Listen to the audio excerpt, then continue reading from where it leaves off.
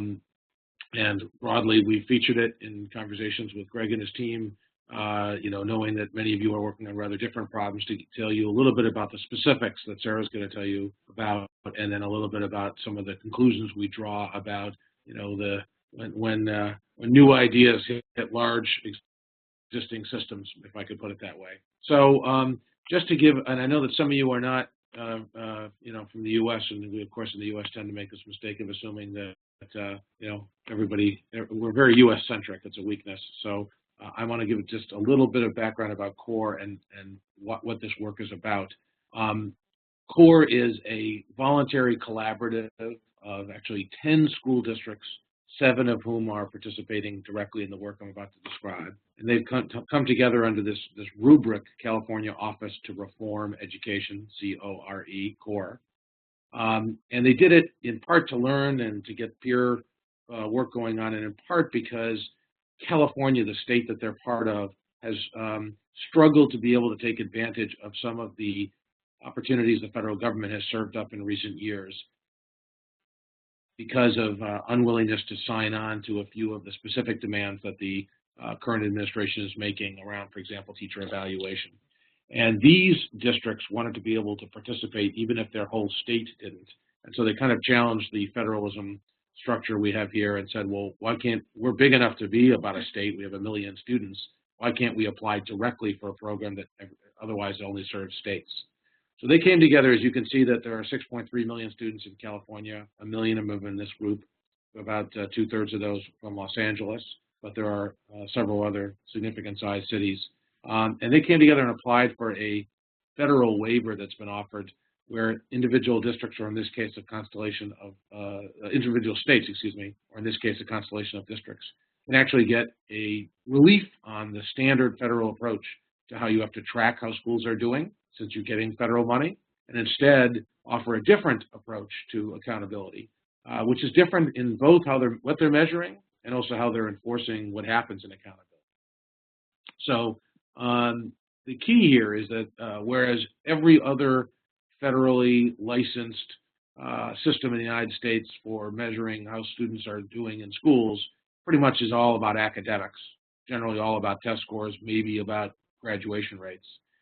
They broke out and said, we want 60% to be academics, but 40% we want to weigh the social emotional characteristics of the students and the culture and climate in the school. And that's not the only thing that's different about this waiver, but for the purposes of this call, that's kind of the notable and important thing. Lastly, CORE is thinking about, through this school quality improvement system, which is what they call their overall approach.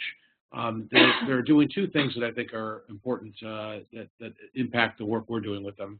First, they're the first large-scale education system in the U.S. to say we are going to get to a place where we're routinely measuring across the same numbers of students with the same fidelity rates and so on, some measures of their social emotional competencies, not just their academic skill levels. And second, they have a different approach to accountability inspired by Michael Fullen, where they're focused not on punitive outcomes to low-performing schools, but rather the proper identification of schools that need more help and then the pairing of them with high-performing schools in order to provide kind of coaching and support for improvements rather than consequences. Obviously, one could debate accountability philosophies, but I think it's important here where people have concerns about how reliably we could measure social emotional capacities, and if we're measuring them and then there's immediate significant consequence to people's jobs or funding, is that not a bad environment? It's important to note that although it's quote unquote accountability, in this setting there's probably less than normally is associated with accountability of kind of incentives for people to be angry about it, to mislead it, to do other such things. I'm going to now turn it over to my colleague Sara Bartolino, who not only is the co-founder of this, but really leads all of our real work with CORE to lead you through that project and what we've learned so far. Thanks, Chris. So to talk a little bit further about CORE's approach to the social emotional or non-cognitive, and we use those terms interchangeably, to that portion of their new school quality improvement system, I wanted to highlight this three-pillar approach that the superintendents of the core districts have collectively embraced in terms of how they will address student social emotional competencies. So the first pillar is really deciding on or identifying a set of common measures that are valid and reliable and are also, of course, feasible to be used in schools across these multiple districts. That's really the linchpin here and something that we've had to do a lot of deep work around that is still very much underway. The second pillar, of course, is figuring out how to engage educators in this work to help them understand the importance of these competencies, to help them understand how to make use of the data, and how to really inform their instruction accordingly. And the third piece is explicit student supports, whether that's existing instructional practices or specific standalone interventions that can be used to help students develop these competencies throughout their time in school. So today I want to talk a little bit more about Pillar 1, the common measures piece in particular.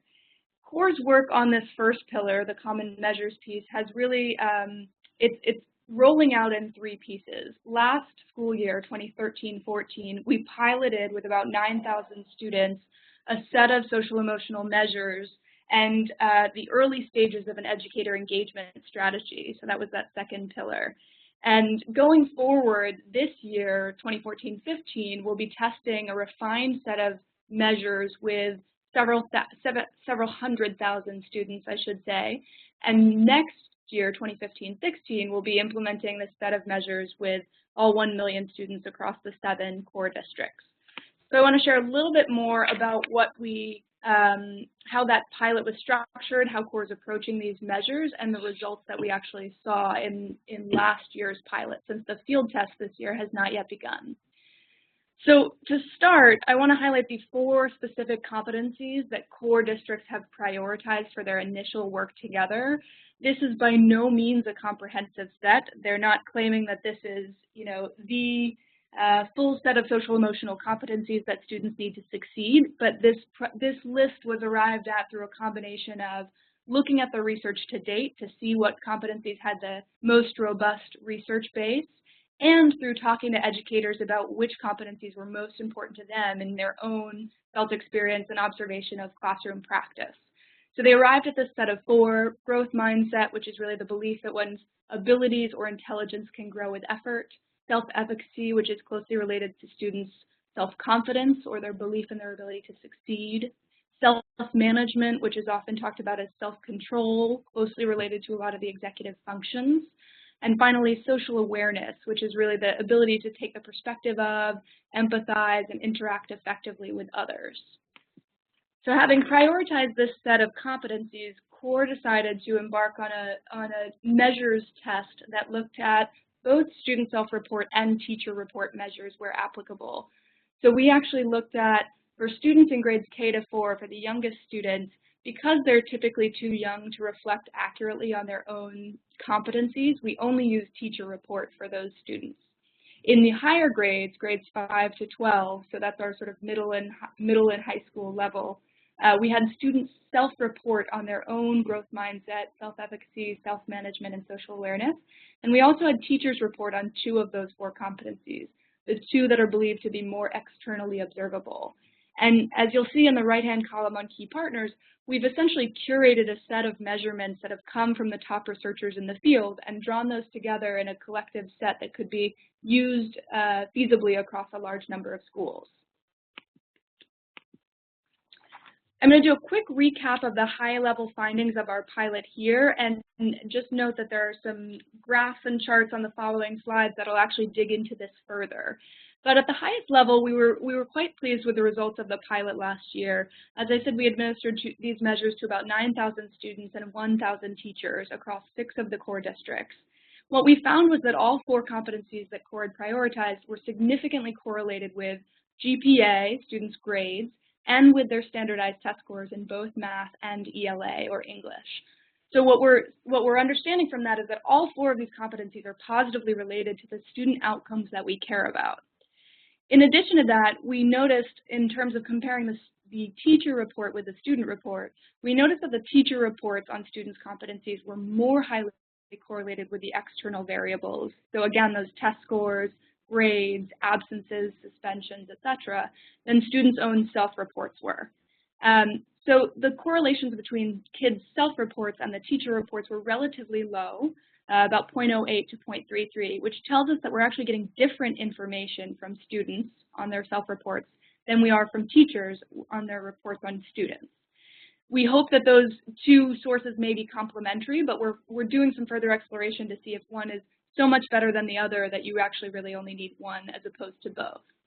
The other thing I'll share just briefly is that the correlations between multiple teachers' ratings of a given student were quite high. They were generally above 0.5, which tells us that on average, the teachers really share a similar understanding of what these student competencies are, and that they share a similar understanding of how a student demonstrates those competencies across different classes. So to dig in briefly to some of the findings here more quantitatively, I wanted to share the correlations that we found between the self-management ratings, these are the student self-reports, with some of the external variables that we're interested in. So in the first and second columns here, you see GPA. The first column is the middle school grades, and the second is the high school grades. In both cases, we saw correlations between 0.3 and 0.4 with students' self-reported self-management and those grades. The two different shades of blue here just represent two different forms of the assessment that we administered to see if there were differential responses or to see if one turned out to be more reliable and valid than another. So in this case, we actually found that the darker blue, one form of the self-management assessment seemed to perform a little bit better, and we've now decided to use that one as opposed to the form B going forward. In the third and fourth columns, you see the correlations between these self-management student ratings and these are test scores, so standardized tests in both math and English language arts. So those are slightly lower than the correlation with grades, as we might expect, given that the working hypothesis here is that grades tend to capture both students' intellectual or academic abilities and some of their non-cognitive competencies, whereas standardized test scores tend to capture more of their academic abilities and less of the non-cog piece. So those correlations are in line with what we'd expect.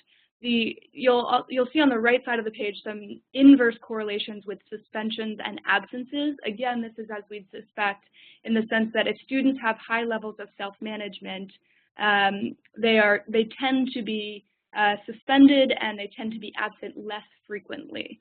So all of these are very much in line with what we'd expect and has led us to be more confident in the measures that we've been using. The next few slides just replicate those same analyses for three different other competencies. So I'm just going to tick through them quickly. Social awareness, we saw quite similar patterns to the self-management. Growth mindset, similar patterns again here, except that we noticed one of the measures that we tested performed quite a bit better than the other. So that's the dark blue again. And finally, the self-efficacy measures. Again, we're seeing the same types of correlations here throughout. Highest correlations with students' grades, slightly lower but still significant correlations with academic test scores, and inverse correlations, as we would expect, with measurements of suspension and expulsion. Might I make one quick comment? Sure. Sarah, it's important to note the goal of developing these measures is not to, in fact, predict these outcomes. These were just very satisfying to us early signs that we would have expected these kinds of correlations, in addition to helping us choose between Form A and Form B, give us some confidence that at a reasonably large scale, in a reasonably uncontrolled environment with regard to how the test administration went on, that we are receiving, statistically significant, potentially quite useful information. The absences and suspensions would come closer to some of the core issues that CORE wants to address through these, rather than just another way of showing academic. Yeah. So absolutely. I want to be clear that our goal isn't to predict those. We're using those to validate. It's a way of validating. And in addition to that, we looked at a few other forms of reliability and validity measures on these specific survey-based approaches that we tested. So this is just a measure of internal reliability within any given scale. Typically, folks use the 0.7 benchmark as an acceptable level here. So we were quite pleased with the performance of all of those scales. This slide addressed a more complex issue, which is really this notion of reference bias.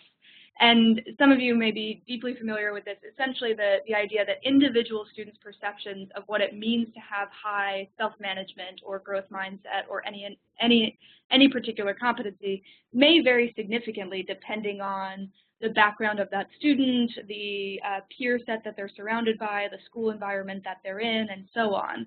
And that's really a deep problem with self-report measures that we and many others are grappling with. Now, our partners at ETS have developed an approach called anchoring vignettes that is meant to mitigate this issue.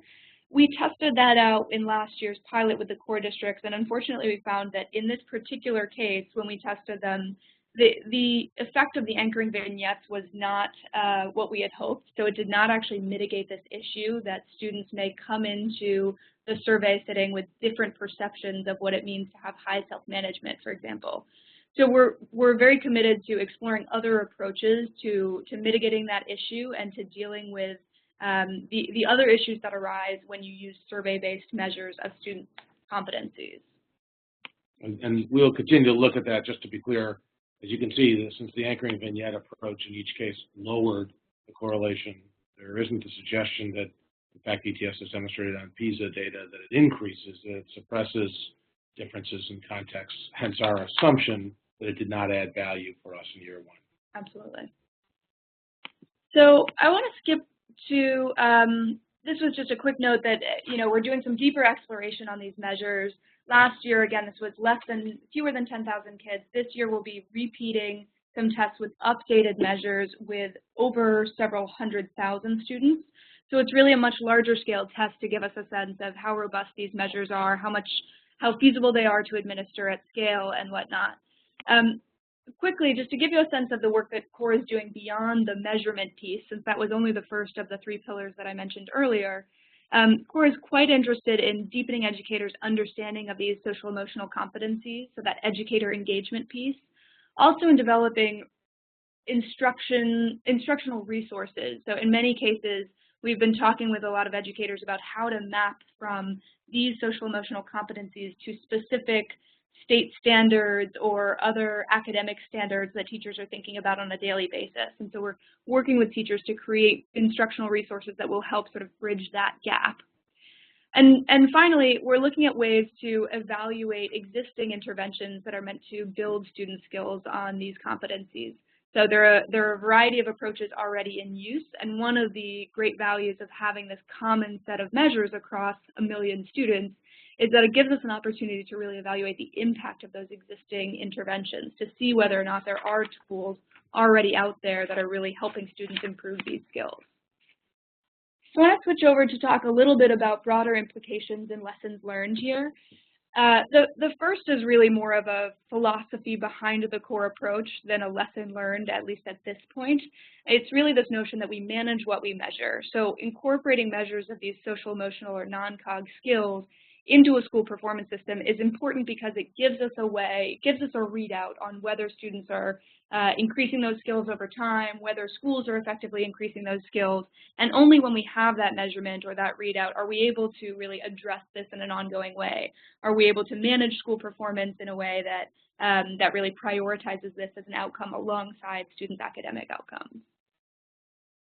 Yeah, I just would comment. I mean, these were some.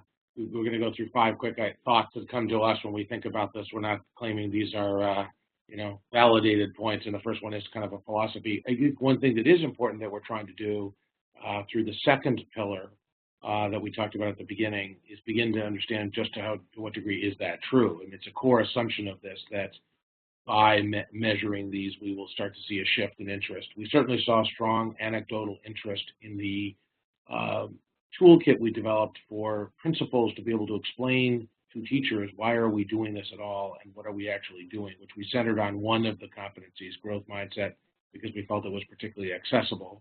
The anecdotal feedback was, we were able to shift perhaps a psychology of, God, they're measuring some other thing, I don't even know what it is, to this is sort of interesting because actually this comports with some of what I've seen in classrooms and something I wish to work on. So we don't have hard evidence of that, but there was enthusiasm. So we developed a toolkit for the second of the competencies, which we're going to roll out on a larger basis. Ultimately, this is only worth doing to the degree that this outcome happens.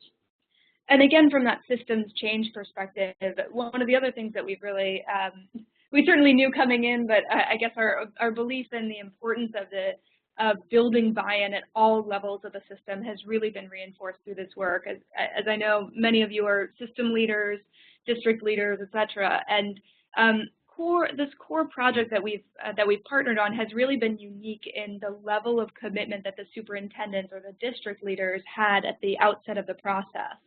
And in many ways, that created a lot of opportunities. It actually created the opportunity for these folks to measure school performance in a different way. But that certainly has not made up for the buy-in that is needed at more of the school level, at the individual teacher level. And so that is really something that we're trying to focus more on going forward, is building buy-in at all levels of the system, not just at that superintendent level. Yeah, I would add, I mean, I think a couple of things that we've learned as a result include it would be entirely unrealistic to be going faster than we are. The time frames, we could be moving much faster, we ourselves, but the time frames needed for people to socialize the notion of what choices are being made, initially on the competencies and then subsequently on the measures, and then how they're going to be deployed, how teachers will or won't be engaged and so forth, it's been crucial that it rippled through the systems, that many people at many different levels have an opportunity to express concerns, to make suggestions, for that to be processed, a whole lot of sort of buy-in that has had to be, encountered. And I would add one more point that I think probably goes to a lot of the things that people interested in the work here at CAA are encounter, which is these non-cognitive competencies are something that almost everyone has a personal opinion on. There is a cacophony of different terminology and ideas that overlap amongst them. And so being the first to come around and say, we're going to measure it this one way, really calls the question on all of the, unto now allowed, dissent about what you mean or what I mean, or ambiguities about definitions and so forth. So I think that's probably true for any new, previously less kind of rigorously measured, or at least systematically measured set of competencies. I think that would apply for sort of the deeper learning type of things, or creativity, or many other terms that we're not approaching, but where I suspect similarly, once you start saying to people, well, this is the exact way we're going to operationalize that, you run into a lot of complexities about having people be comfortable taking one standard approach. And certainly related to that, being on what we sometimes call the bleeding edge of the systems change element of this non-cognitive work, one of the things we find is how difficult it is to really balance what is ideal from the research perspective and then what is feasible in education systems, including the pace of change, including the time that's needed to build buy-in, and so on. So for example, we had talked a lot with CORE at the outset about continuously refining the measures of these competencies that they would use year over year as new research emerged, showing that a certain measure might work better than the previous version, and so on and so forth. So that was very much CORE's approach and assumption going into this work. But what we found in practice is that there's a certain amount of inertia that comes with just having built all the buy-in you need to around one set of measures, for example, or one decision about how to administer, how to approach this work. And rethinking that year over year is actually quite challenging and a huge lift. So there's sort of this constant tension between what is the cutting edge of what we know and what we're learning scientifically, and what is reasonable to actually to do and administer within schools. Do you want to speak to these last two? I think that as we think about the school system, side of this, one thing that we're excited about is that, again, within the bounds certainly of the United States, and I think there's very important work happening elsewhere that's relevant to this, but we are encouraged by the degree to which CORE, by taking this path, has begun to demonstrate to other school systems that regardless of debating, internal reliability measures or specific questionnaire surveys or whatever, that you really could take a different approach to assessment for this. But we don't think, that accountability is in quite this form is the only lever for doing so. And in fact, when we talk about this work with a lot of people, there's a lot of anxiety about mixing what is seen as kind of two different streams of thinking, what you should be accountable for and what you should learn from. And so we're certainly seeing that in the reaction of a lot of people. At this point in the history of CORE, no one has been actually held accountable. So it's more of the driver that the work is happening at all than it is yet a implemented, reality. And as part of that, I think we're excited about what we may learn about how, that what you measure, is what you end up managing. We are hopeful that the sort of formative qualities of beginning to proliferate this information inside these districts will really help people see, especially with a lot of buy-in along the way, the level at which educators may rally to that flag, not because their jobs are at stake or their school will be shut down or even that the accountability system is fully implemented, but simply because they're receiving information they had not received before, and it's sufficiently actionable and worthy that, to use the full term they like, their moral imperative kicks in. Absolutely. So we'd love to do some Q&A. Greg, do you want to kick us off or talk a little bit about the procedure for Q&A? Yeah, thanks. Thanks, Chris and Sarah. And very interesting work you're doing and the scale you're doing and some of the lessons that I learned from that. So what I would like to do is open up for an opportunity for people to ask a question, and there's two ways that you can do that. One is that you can put your hand up and I will nominate you so we don't have two people speaking at once or whatever. There's a little button under the participants to be able to put your hand up. And then you can also type a question into the chat window if you have a question you would like to ask. So we have some questions already, and I'm going to start with a question from Maria Stockhouse in Sweden. And the question is, have you worked on resources for teachers to use to improve these competencies? Absolutely. So Chris mentioned earlier the, quote, toolkits that we were working on. And just to give a quick description of what those are, they're really essentially a professional development session in a box, by which I mean it's the set of materials that a principal or a school leader might need to walk educators in his or her school through what is this specific competency, why does it matter, what might a teacher begin to do to move the needle on this competency. And it includes in that sort of an animated, typically 5 to 7 minute video that sort of introduces the concept, and then 1 or 2 individual videos that we call student voice videos. So really an opportunity to hear from individual students about why this competency is important in their lives. And so what we've found is that those have been incredibly effective and very scalable tools to help educators introduce this concept or help other teachers dig deeper into this concept in their school. Those are really it's more of a starter kit, if you will. It's more of a way to catalyze the conversation, and there's a lot of deeper professional learning that would need to happen beyond that. But it is something that we found quite effective in starting the conversation. Great. Thank you. And are you sharing your materials broadly, or are you waiting till they're finalized? We would be happy to send them around to this group, and we're in the process of getting them up on our website, so we'd be happy to share those. Great. We will try and do that if people want access to those materials. Another question we have from the chat window. I'm just checking if anyone's put their hand up. No one with hands up. So, in view of your comment on the potential, this is from Matt Wingfield, by the way. In view of your comment on the potential for subjectivity in defining and assessing these competencies, have you ever explored options to move to a more holistic assessment approach that are less rubric-based, e.g. the work being done by Goldsmiths, London University and the University of Limerick into assessing soft skills with high reliability? Well, first of all, we'd like to learn more about that, so I hope the questioner would be kind enough to send us the particular research they're interested in, or they're intrigued by. I think that generally speaking, I raised the debatability of some of the terminology more in the context of buy-in than necessarily in the rigor with which we think we've selected the specific measure. So if I look at something like growth mindset, one of the reasons we recommended it for board picked it is that's got, I think, amongst the better set of research validations of both its measures and its impact on students. And then back to Maria Stockhaus's question in terms of focused interventions that can change growth mindset.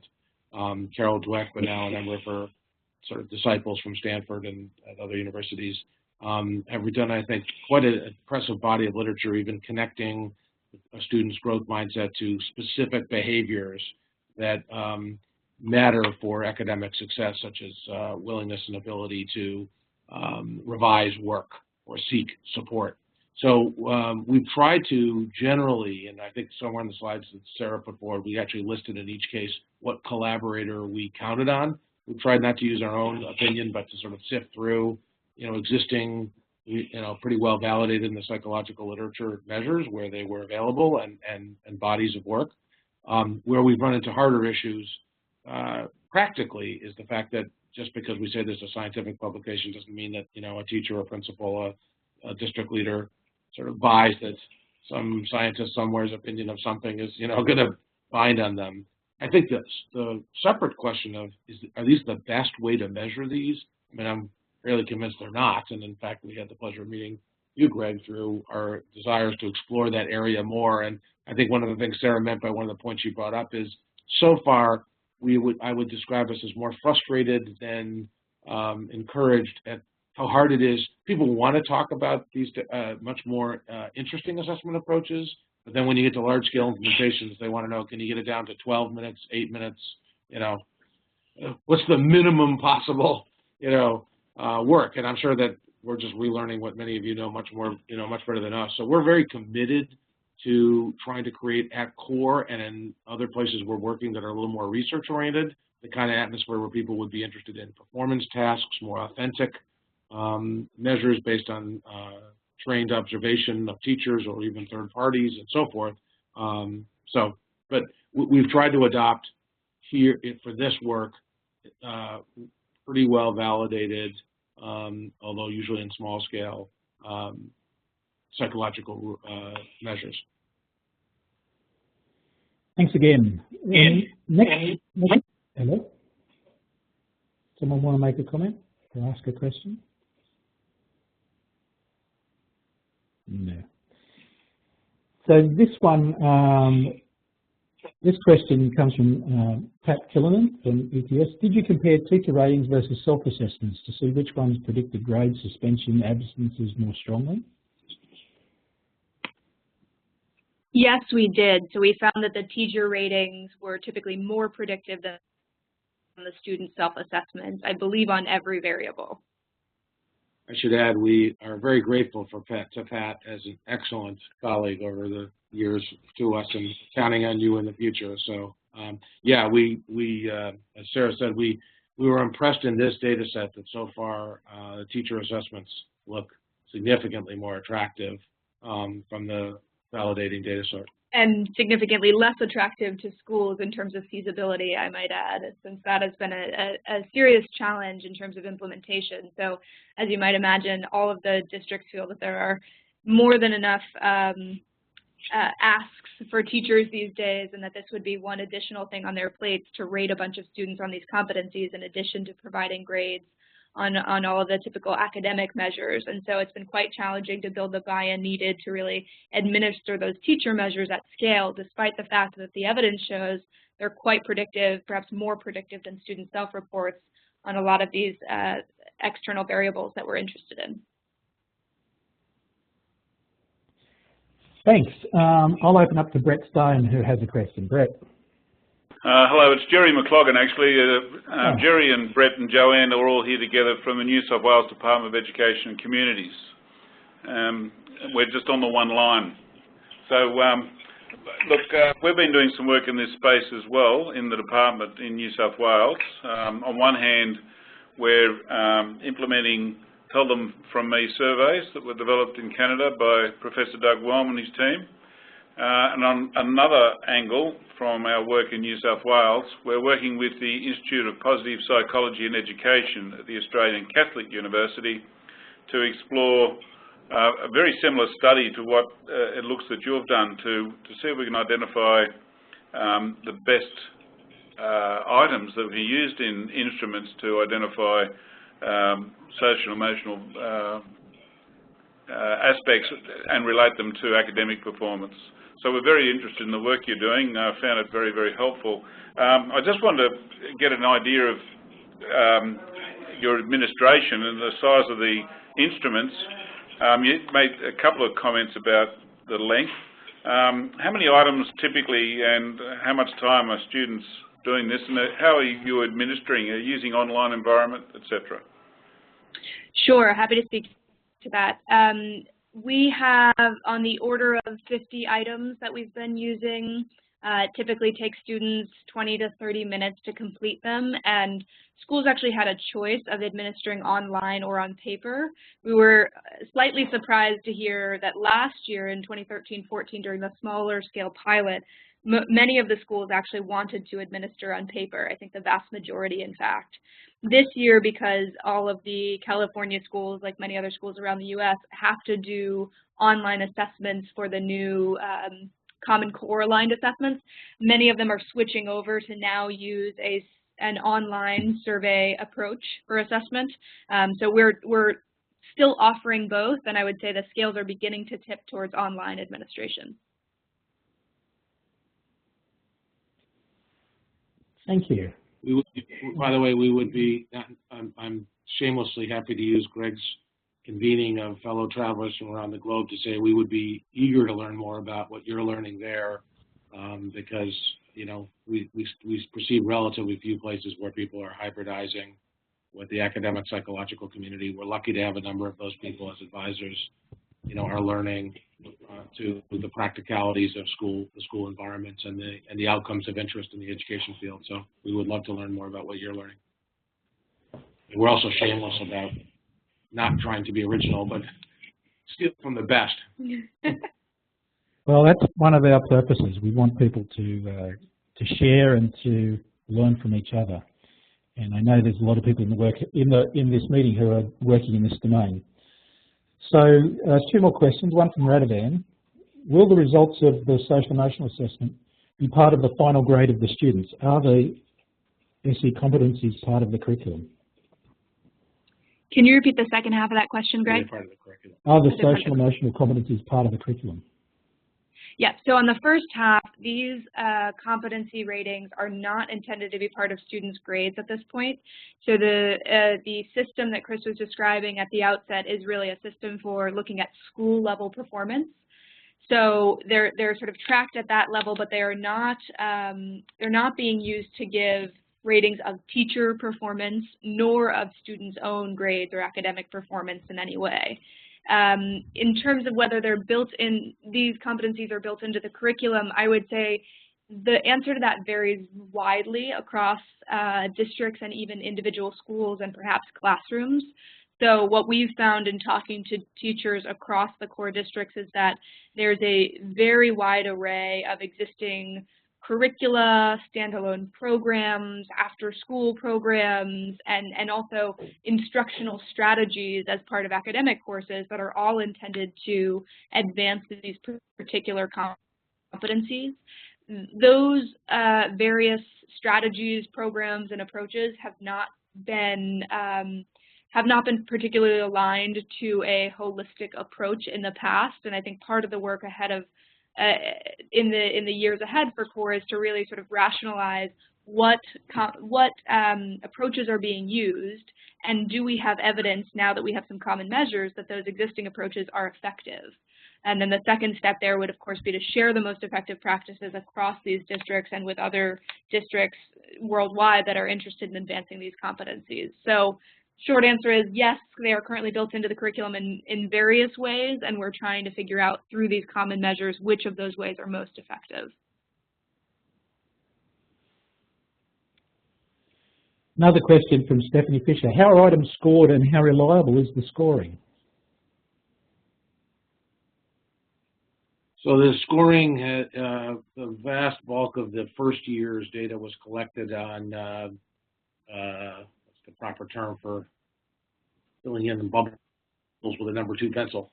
Oh, paper pencil administration? Yeah, whatever the right term is, and scored by a partner organization that does a lot of large-scale survey scoring. So They have, published data on what the reliability in terms of just the specific, error rate of those are, but I believe it's exceedingly low. So we think the reliability in terms of the transference from the student's mind and pencil to the results we're getting is, very high, and obviously will be higher, we hope, when we go to more online administration on a broad basis. We offered online this year and had some takers, and as Sarah said, we expect a lot more next year and in the future. Is that responsive to the question?